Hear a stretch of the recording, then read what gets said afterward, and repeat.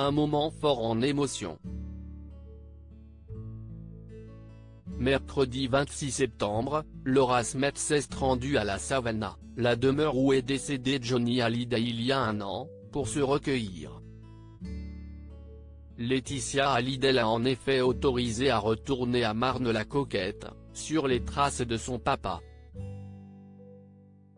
Ici Paris, en kiosque mercredi 3 octobre, relate cet instant si important pour la comédienne et réalisatrice de 34 ans.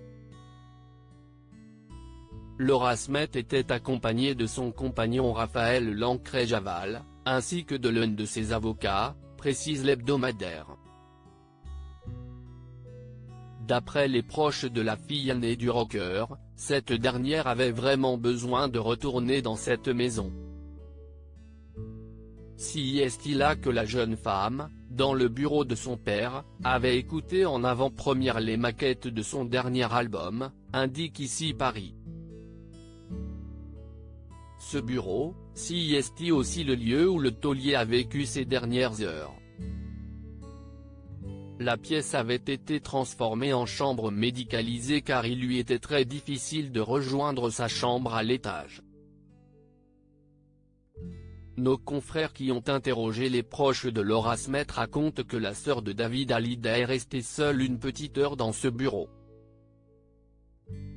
La fille de Nathalie Baye est repartie en larmes. Laetitia Hallyday avait accepté de tendre la main à sa belle-fille, quelques jours avant l'audience autour de l'héritage de son époux. En effet, les avocats de Laura Smet étaient entrés en contact avec la veuve de l'idolé des jeunes pour leur demander si leur cliente avait l'autorisation de se rendre à la Savannah, maison dans laquelle Johnny Hallyday s'est éteint en décembre dernier.